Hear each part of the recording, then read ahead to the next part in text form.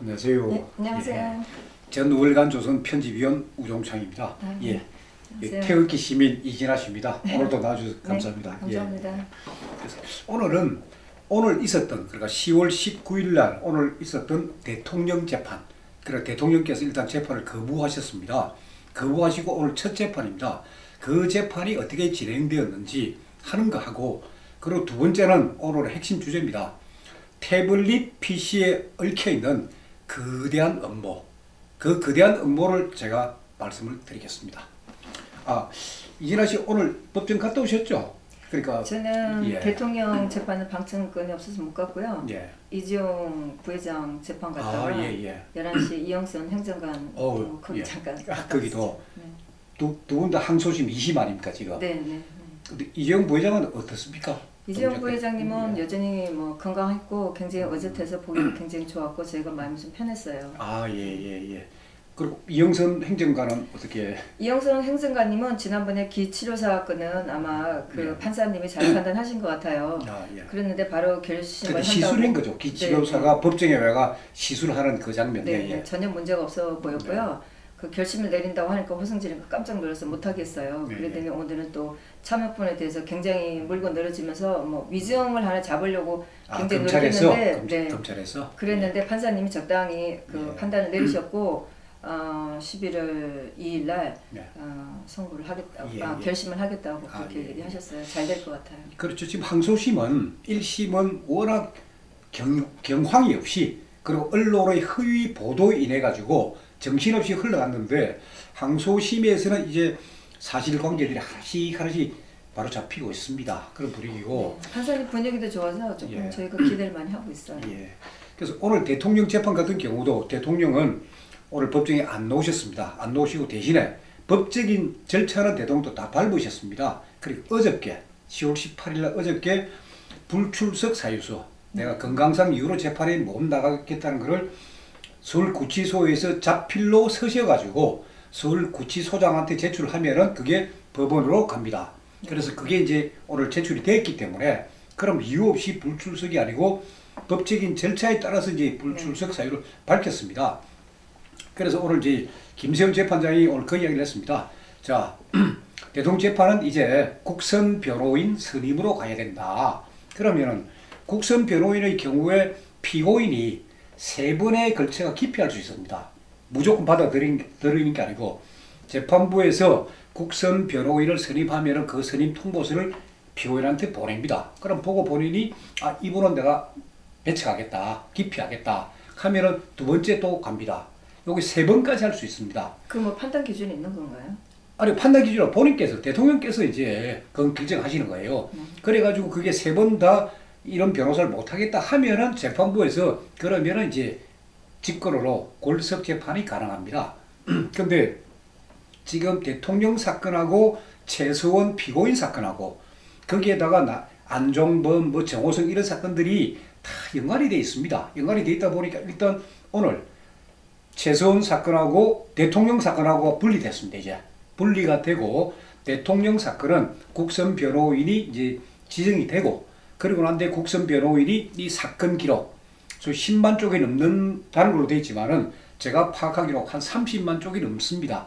왜냐하면은 그동안 재판이 진행되면서 그 증인들이 나와서 법정에 센 이야기, 그게 전부 다 녹음 형태로 내가 녹취록이 다 만들어져가 그게 다 붙어 있습니다. 그러니까요. 그 전에 제가 벌써 알기로 18만 페이지가 된다고 얘기 들었는데 오늘 계속 10만 페이지라고 하니까. 그러니까 제가 볼 때는 거의 한 30만 페이지 가까이 됩니다. 그러니까 그걸 다 읽어야 되고 사건을 파악을 해야 되고, 그리고 소위 피고인인 대통령하고 어떻게 재판 전략을 짜야 되고 하니까 앞으로 언제 다음 재판이 열릴지는 미정입니다. 그래서 재판 기일은 아직 이제 정해지지 않았고, 다음 두 번째 이제 오늘 안종범 수석에 대한 증인신문입니다. 안종범 수석이 소위 미르재단부터 시작해서 뭐 SK 89억, 롯데 70억, 뭐 삼성성과 많은 부분에 관련되어 있기 때문에 그 안종범 증인에 대한 오늘 신문인데, 이영재 변호사 그리고 최서원 쪽에서도 신문을 했고 롯데 신동빈 쪽에서도 신문을 했는데, 자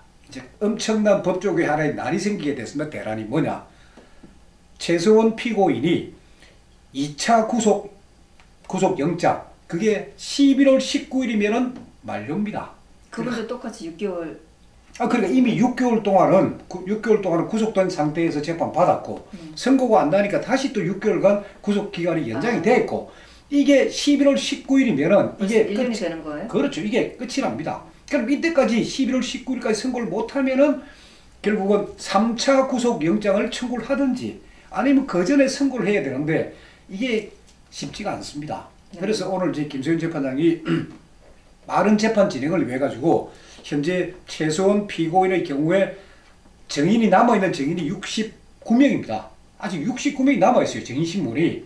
그래서 그 부분에 대해서 변호인 보고 빨리 증인 신문 문제를 빨리 정리를 해달라. 그거를 뭐 증인이 신청한 그 변호사가 신청한 증인이 아닙니다. 있었나요? 검찰이 신청한 증인입니다. 그중에 선별해달라는 거. 예, 그거를 좀 선별해달라. 하니까 이제 이경재 변호인 측에서는 그러니까 최소한 피고인 변호인 측에서는 아니 검찰이 그 신청 처리해라 이거죠. 신청 처리하면 우리도 처리하겠다 이거예요. 그러면 더 이상 이제 증인신문 할 필요 없어요. 왜 검찰이 굳이 69명이나 지금 아직 남아있어요. 남아있는 사람들이. 그걸 그대로 갖고 있느냐.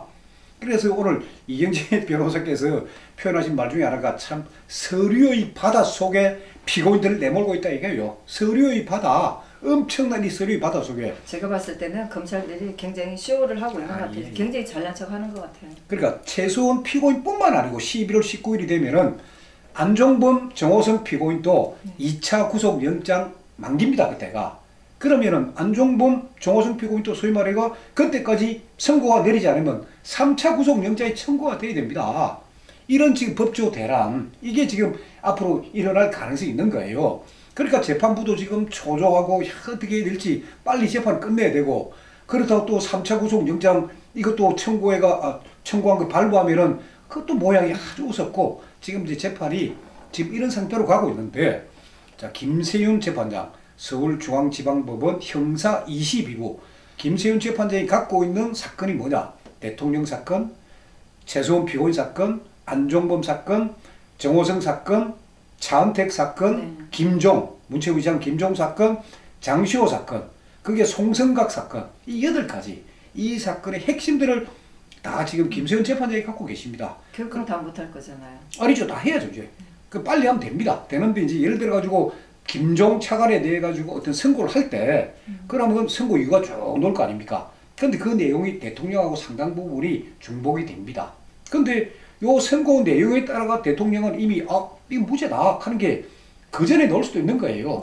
그러니까 김수현 재판장이 어떤 그 소위 태도를 보일까? 그건 이제 판결문에 놓으니까 앞으로 한 달간이 상당히 이 재판이 중요한 그리고 아주 재미있는 그런 시점입니다. 결과적으로 대통령 안 나오시는 게 그 좋은 결과가 되지 않을까요?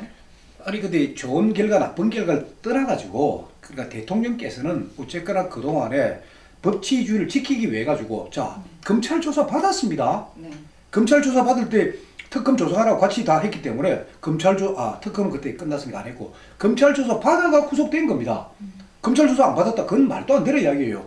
자 헌법재판소 안 나갔다 안 나갔기 때문에 탄핵당한 겁니다. 대통령직에서 본인께서는 법치주의에 따라가 다 하셨고 그러다 그 결과 불이익은 본인께서 다 감내를 하고 계시는 거예요. 이런 사건은.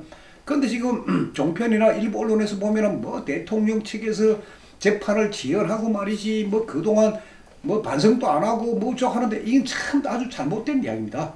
그래서 오늘은 그 이야기를 요 정도 하고 그 다음에 진짜 중요한 게 태블릿 PC입니다.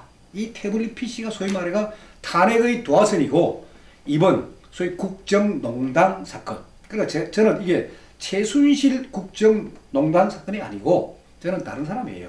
고영태, 이성한, 박원호 이런 사람들이 일으킨 국정농단 사건입니다. 이게 실제로 지금 터지고 보니까 최소한 씨하고 상관없는 지금 엄청난 다른 농단이 되고 있는 거죠. 그래서 오늘은 제가 이제 아까 말씀드렸지만은 이 태블릿 PC에 얽힌 업무에 대한 이야기입니다. 그래서 어떻게 이제 이게 몇 번 이 방송을 하다 보니까 사실 제보가 많이 들어옵니다. 저한테도. 그래서 제가 제보를 하나 받았습니다. 그 내용을 제가 말씀드리겠습니다. 뭐냐?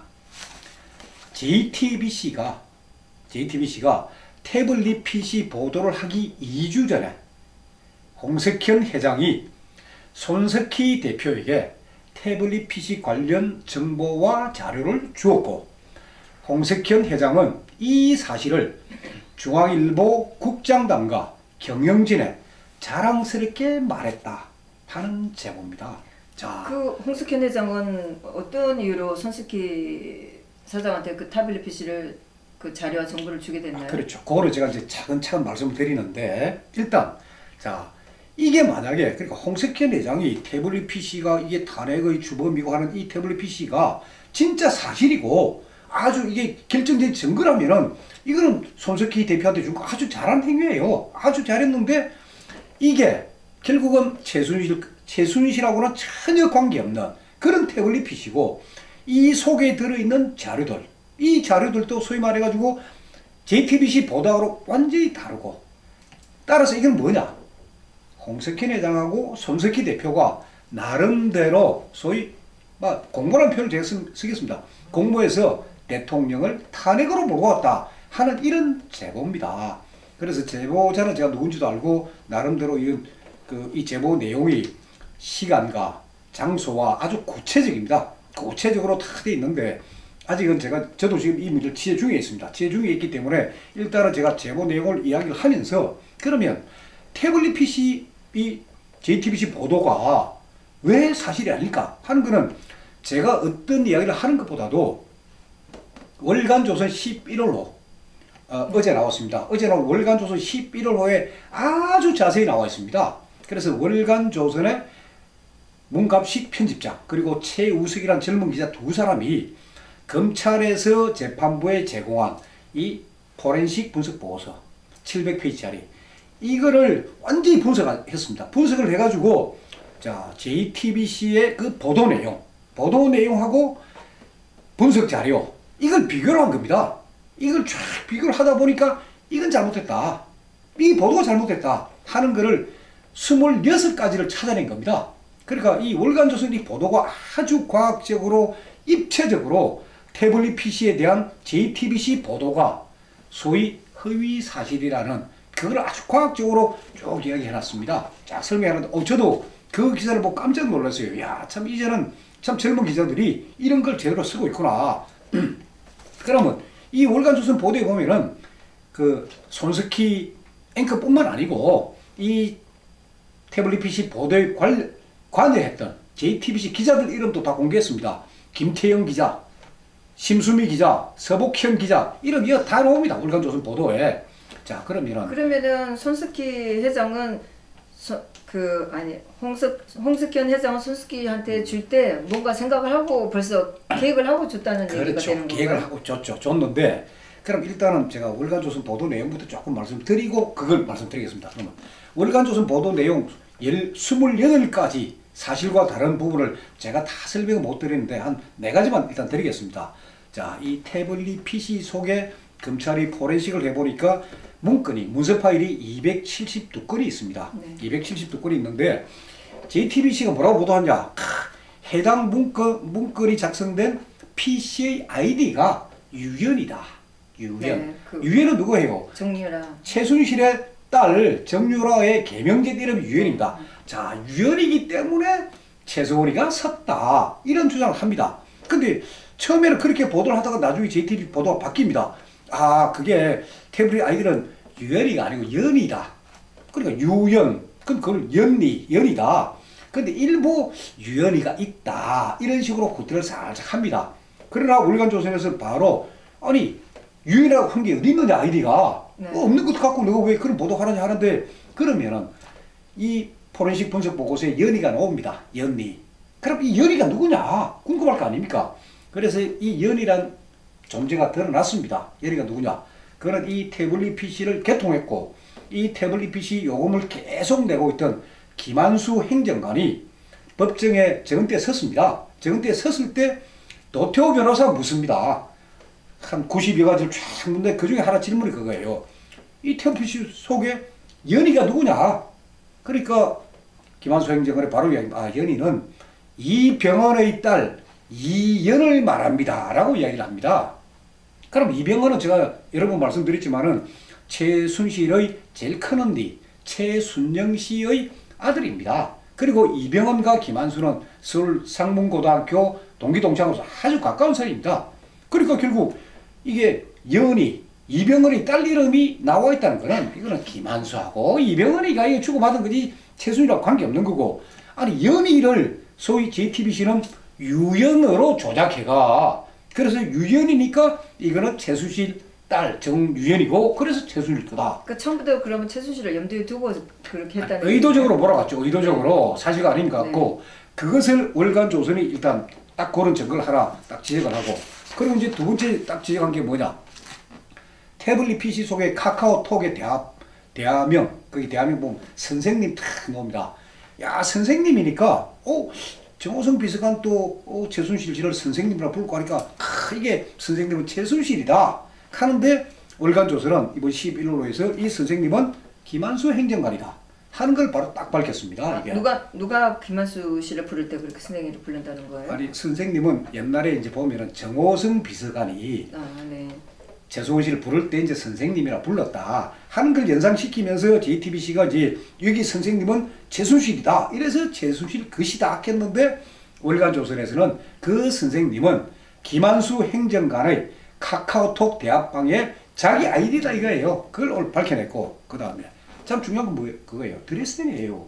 저 드레스덴 연설문 여기 있느냐 없느냐 그거예요. 그러면 드레스덴 연설문은 2014년 3월 28일 날 독일 드레스덴 공대에서 대통령께서 하신 연설입니다. 통일은 대박이다 하는 이 드레스덴 연설입니다. 그러면 JTBC는 어떻게 보도하느냐?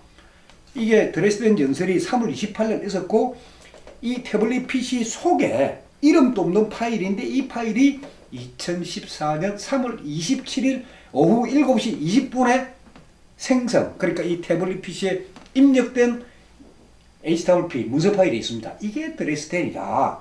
그리고 이걸 열어보니까 서른 군데 말이야 붉은 글씨로 수정하고 이런 식으로 JTBC가 보도를 했습니다. 월간조선에서는 독일 가 있을 때 그 날짜에 해당되는 건가요? 그게? 요거는 뭐냐면은 대통령께서 연설은 2014년 3월 28일이고 요걸 하루 전에 최순실 태블릿 PC에 3월 27일 날 7시 20분에 들어갔고, 그래서 최순실이가 사전에 보고 30군데를 고쳐가 이걸 또 보내가지고 대통령의 연설문을 사전에 수정했다는 게 JTBC 보도 내용입니다. 그거를 월간조선에서는 바로 그걸 반박을 딱 합니다. 자, 그래 생성한 날짜는 2014년 3월 27일 오후 7시 20분 맞다.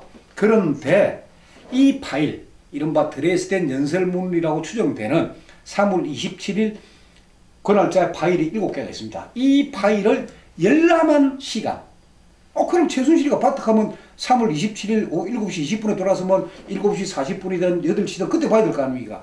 열람한 날짜는 언제냐? 2016년이에요. 2016년 10월 18일에서 10월 25일 사이입니다. 그게 포렌식 자료에 다 나와 있다는 말씀이시죠? 그렇죠. 그건 뭐냐?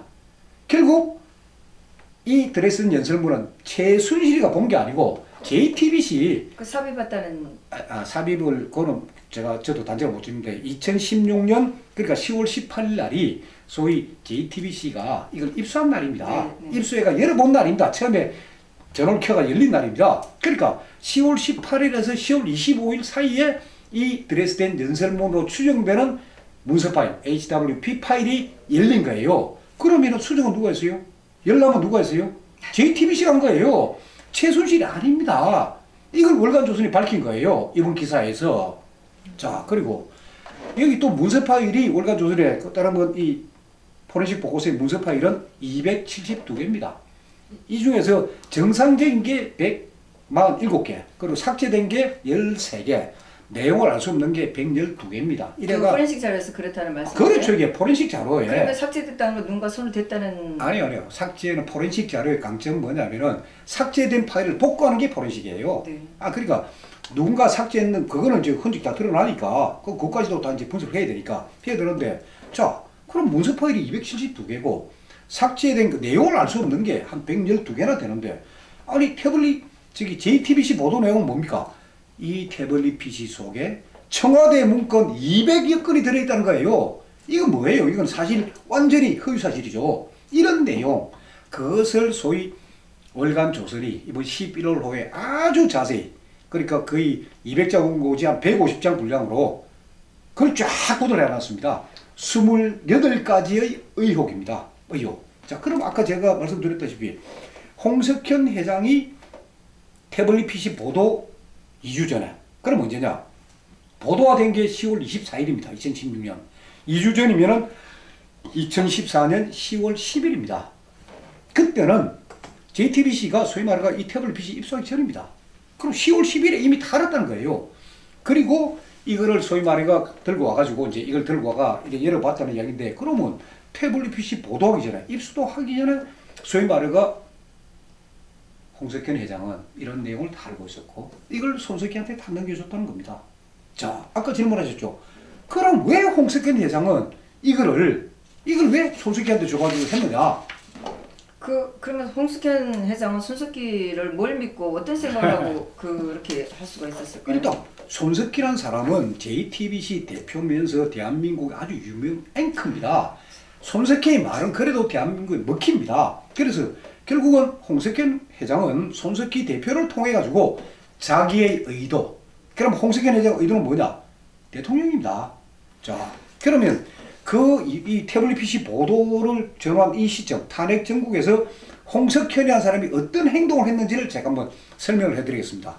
자, 2016년 12월 9일 날 국회에서 탄핵 소추안이 통과됩니다.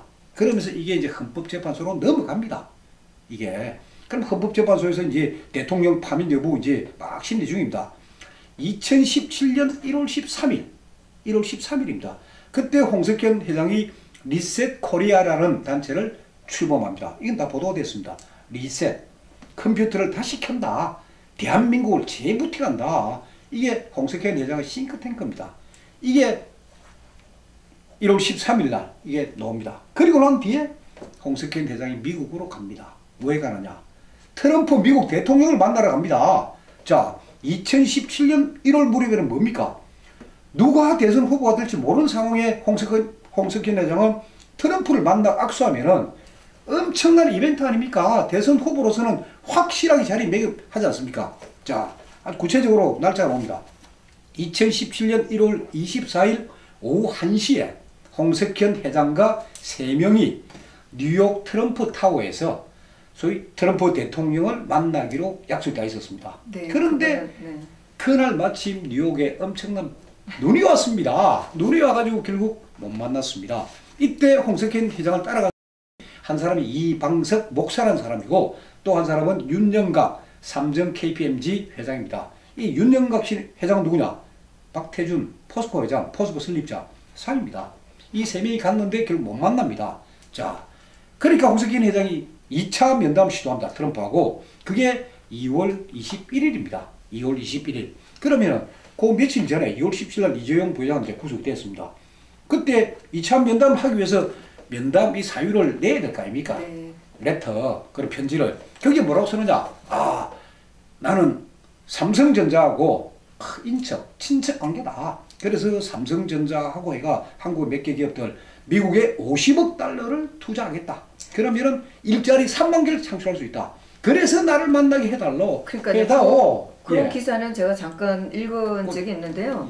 굉장히 황당하다는 생각을 했어요. 자기가 삼성하고 무슨 상관이 있어서 그렇죠. 그래서 이 기사를 누가 썼느냐면은 이 기사를 쓴 사람 안치홍이라는 재미교포입니다. 안치홍이라고 이제 탐사 전문 기자로 이제 알려져 있고, 그리고 이 사람이 그동안 쓴 기사 중에서 상당히 충격적인 게 많이 있는데, 안치홍이라는 사람이 이게 선데이 저널이라는 미국에 있는 매체에다 썼습니다. 근데 이 기사를 한국의 몇몇 언론사에서 인터넷판에 기사 올렸습니다. 이건 사실이니까. 워낙 그 내용을 읽어보시면 알겠지만 아주 세밀합니다. 주고받은 문서 내용이 다 나오니까. 한국에 몇몇 매체 올렸는데 올리고 2시간 만에 삭제가 됐습니다. 빠졌어요. 그래서 제가 그건 확인해 봤습니다. 왜 삭제하느냐? 중앙일보에서 내려라 하더라. 중앙일보의 압력 때문에 이게 삭제가 되는 것입니다. 자, 그리고 거기에 대한 간단한 거는 제가 한번 읽은 적이 있었던 것 같아요. 있고, 그리고 자 2017년 3월 10일 날 대통령이 이제 파면이 됩니다. 헌법재판소 발표로 딱 파면이 되니까 그 3일 뒤 2017년 일주일 뒤 3월 18일 날 홍석현 회장이 자기는 이제 중앙일보하고 JTBC 회장을 사퇴한다. 그래서 그 그렇죠. 사람이 그렇게. 그래서 이제부터 나는 대한민국에 내가 힘이 되겠다 하면서 대통령 출사표를 던집니다. 자, 이거 보세요. 태블릿 PC 이거 손석희 대표한테 주고 2주 전에 보도 2주 전에 주고 그 이후에 1년의 홍석현 회장이 보여준 이 행동 이 다 대통령이 되기 위한 그런 행동입니다. 그렇겠구나. 깜찍한 거는 뭐 그 회장을 그만두었을 때는 왜 저럴까라는 생각은 했지만 정말 이런 깜찍한 생각을 그렇죠. 하고 있는 걸 생각도 대한민국에 자기가 도움이 되는 일을 하겠다는 거 아닙니까? 그게 바로 대통령 출사표죠. 그러니까 홍석현 회장은 이미 경기고등학교 다닐 때부터 아버지에 의해서 대통령감으로 교육을 받았습니다. 그럼 기록이 다 나옵니다. 그래서 경기고등학교 학생회장도 하고 웅변대 키우고 그리고 이 소위 대통령감이 되기 위해가 이것저것 많이 배우는다 그런 게 많이 있습니다. 그리고 이제 홍석현 회장이 나름대로 대통령이 되기 위해 가지고 꿈을 펼쳐 나갑니다.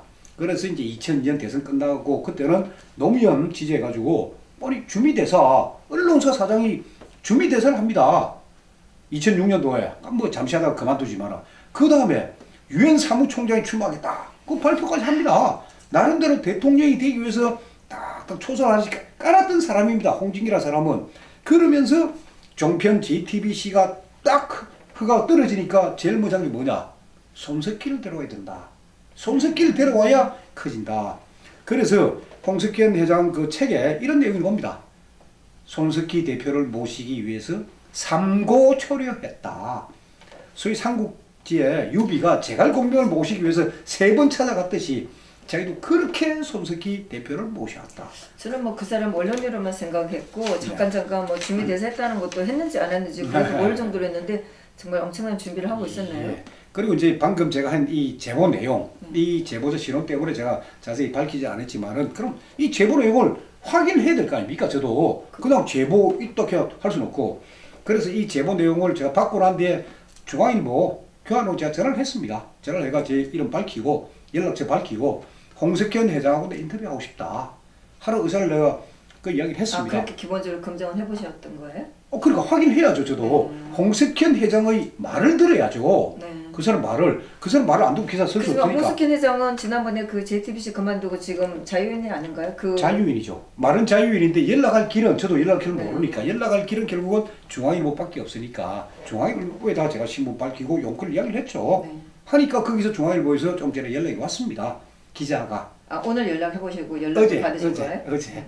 어제 연락을 해가지고 그래 기자입니다. 제가 그 기자 이름을 밝히지 않는데 기자가 이제 전화가 와가지고 그래서 인터뷰는 그렇지만 일단 질문하고 싶은 내용이 뭐냐? 그걸 이메일로 좀 보내달라. 그래 보내주면은 자기가 알아보고 대답을 해주겠다는 거예요. 그래서 제가 딱 그거죠. JTBC가 태블릿 PC 보도하기 2주 전에 손석희 대표에게 차려준 거 이게 사실이냐? 딱 그거다. 해가지고 이메일로 제가 보내줬습니다. 보내준 시간이 어제 오후 제가 2시 38분에 이메일을 쏘았습니다. 제 컴퓨터에서요. 딱 10분 지나니까 제 핸드폰으로 문자가 딱 들어왔습니다. 뭐라고 들었냐. 중앙일보의 공식 입장입니다. 사실이 아닙니다. 이거예요. 왜 그 사람이 그런 얘기를 할 수가 있어요? 그 개인적으로 메일 보내신 거 아니었었나요? 아니죠. 여기 기자, 홍석현 중앙일보 쪽 기자한테 제가 보냈는데 중앙일보의 공식 입장입니다. 하고 이래 들어오니까 제가 그 기자한테 다시 전화를 했죠. 아니 내가 지금 보내자마자 이렇게 바로 답변이 왔는데 아니라고 지금 답변이 왔는데 자 내가 물어보자. 이게 홍석현 회장 뜻이냐?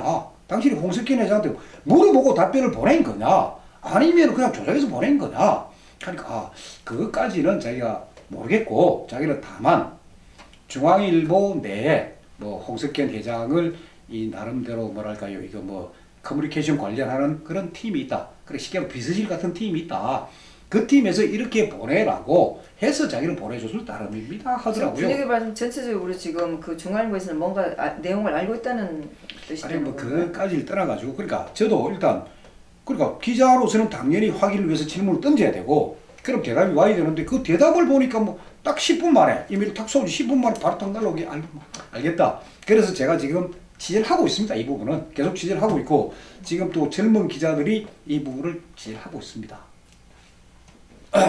그러면 지금 시점에서 저희가 할 거는 뭐가 그러니까 있나요? 지금은 이제 홍석현 회장, 손석희 대표가 먼저 답을 해야죠. 제가 이제 질문도 보내고 하니까 자 과연 홍석현 회장이 손석희 대표한테 2주 전에 보도 2주 전에 그 태블릿 PC 관련된 정보 자료가 뭔지 어떤 내용인지 그 다음에 보도할 때 월간조선 11호 보면은 28가지가 의혹인데 이 틀렸다고 돼 있는데 그 왜 내용을 조작했느냐 너가 그거 그리고 태블릿 PC 입수 경위 밝혀라 이걸 대답해야 됩니다 이 사람들이. 자 그게 안 된다면은 결국 뭐냐 국민의 의혹이 워낙 크니까 특검을 해야 됩니다. 특검을 해야 되고 그리고 그 며칠 전에 그 조갑제닷컴의 조갑제 대표께서 쓰신 글이 하나 있습니다. 거기 보면은 태블릿 PC 문제는 조선일보가 나서서 밝혀라 하는 글이 있습니다. 이제는 네 그걸 봤는데요. 왜 조선일보를 강조하는지 모르겠어요. 소위 이제 다른 데서 이 조선일보를 많이 비판을 하고 하니까 이제 태블릿 PC 부분은 조선일보가 그동안 지은 제도 있고 하니까 그거는 바로 밝혀가지고 국민들한테 의혹을 좀 풀어줘라 하는 게 이제 조갑제 대표 주장이신데 네, 그거는 조금 생각은 하긴 했었어요. 예. 그래서 이제 그걸 했는데 사실은 저도 별건 아니지만은 이래 하다 보니까 이 시청자 제보가 상당히 많습니다. 그 제보가 많고 그래서 저는 젊은 기자들이 지금 뛰고 있어요. 근데 그 젊은 기자들한테 이야기를 합니다. 너네들이 좀 밝혀라 이건 굉장히 중요한 이야기다. 그리고 태블릿 PC에 대해서는 사실은 또 하나 이 폭탄이 또 하나 있습니다. 이게 뭐냐? 검찰이 이영재 변호사한테 준 자료입니다. 여기에 보면 최순실 사용 태블릿 PC 포렌식 분석 자료 3페이지밖에 없어요. 그런데 검찰이 준 자료는 700페이지입니다. 그럼 이 자료는 뭐고 이 자료는 뭐예요? 이 엄청난 비밀이 숨어 있습니다. 여기는 앞으로 해야 될 부분이고 자 그러면은 홍석현 회장이 소위 이 태블릿 PC를 어떻게 입수했느냐? 그럼 그거는 태블릿 PC를 개통했고 계속 거기에 대한 요금을 내고 있던 사람이 김한수고 그리고 이 태블릿 PC를 최종적으로 갖고 있는 사람이 김희종이라는 사람이고 그리고 거기에 홍정도라는 사람이 있고 홍석희라는 사람이 있습니다.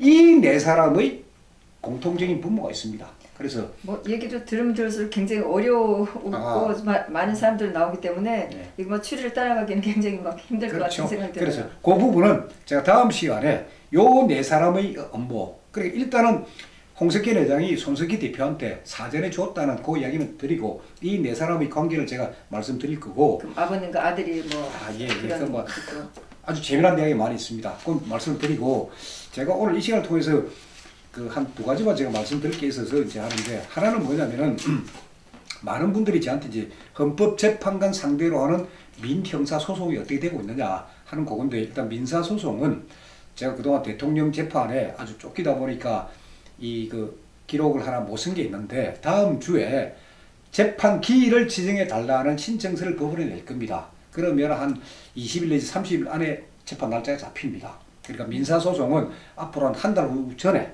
날짜가 잡힐 거라는 걸 제가 알려드리고 그리고 헌법재판관 8명을 제가 형사 고발한 사건은 지금 서울 고검에서 지금 이걸 보고 있습니다. 뭐 진행되고는 있나요? 진행되고 갑자기 있습니다. 취소돼서 저희가 기다리고 있기는 한데 진행되고 있습니다. 진행되고 있고 형사 고발 문제도 그러니까 직무유기, 직권남용, 허위 공문서 작성 그 세 가지 혐의에 대한 형사 고발도 담당 검사가 누구로 지정이 됐다는 연락을 제가 다 받고 있습니다. 그건 그대로 되고 있고 요걸 궁금해하니까 하나 말씀드리고 다음 두 번째는 이제 대통령한테 편지를 보내고 싶다. 그 뭐 어떻게 보낼 길이 없느냐 하는 질문인데 제가 알려드리겠습니다. 편지 보내시면 됩니다. 주소를 아셔야 되니까 주소는 바로 그 서울구치소가 군포에 있습니다. 그러니까 경기도 군포시 군포 우체국 그리고 서울구치소는 사서함으로 들어갑니다. 사서함 20 사서함 20이라는 게 서울구치소 고유 번호입니다. 그리고 다시 대통령의 수번 503을 쓰면 됩니다. 사서함 20-503 그리고 박근혜 대통령 기하 하면은 이게 다 들어갑니다. 그 주소를 바로 보내지 않고 사서함으로 보내는 게 맞는 건가요? 모든 게 구치소에 오는 모든 편지는 사서함으로 와가 사서함에서 온 편지를 소위 말해서 구치소 들고 와가지고 쫙 날아주는데 다만 편지를 보낼 때 편지 속에 아무것도 넣지 마십시오. 편지는 외부에서 들어간 편지는 무조건 사전 검열입니다. 개봉이 됩니다. 그러니까 거기에 이상한 게 있으면은 좀 안 되니까 아무것도 넣지 마시고 그냥 간단하게 하시고 싶은 이야기 그만 보내면 아무 탈 없이 들어갑니다. 혹시 이게 반송될지 모른다 싶으면 차라리 이게 등기 속도를 하면 됩니다. 등기 속도는 보냈다 왔다 하는 게 다 표시가 나니까 그걸 하면 됩니다. 사진이나 이런 건 안 되고 글만 가능. 아니 사진도 괜찮아요. 네. 사진도 그러니까 소위 음란 사진은 안 되고 사진들 다 괜찮습니다. 그러시고 이제 저도 이 방송을 하면서 이제 이 시청자 여러분의 제보가 많기 때문에 제 핸드폰 번호를 제가 공개하겠습니다. 이미 제가 다 공개되어 있으니까. 그래 010-5307-5472 어떤 제보한 내용 그리고 또 이 방송을 들으시면서 저한테 궁금한 내용 이거는 좀 아니 오 기자 설명이 좀 이거 좀 이상하다든지 그런 것은 저한테 무조건 알려주십시오. 일을 못 하실 것 같은데요. 아니요 그래도 해야죠 이제. 예.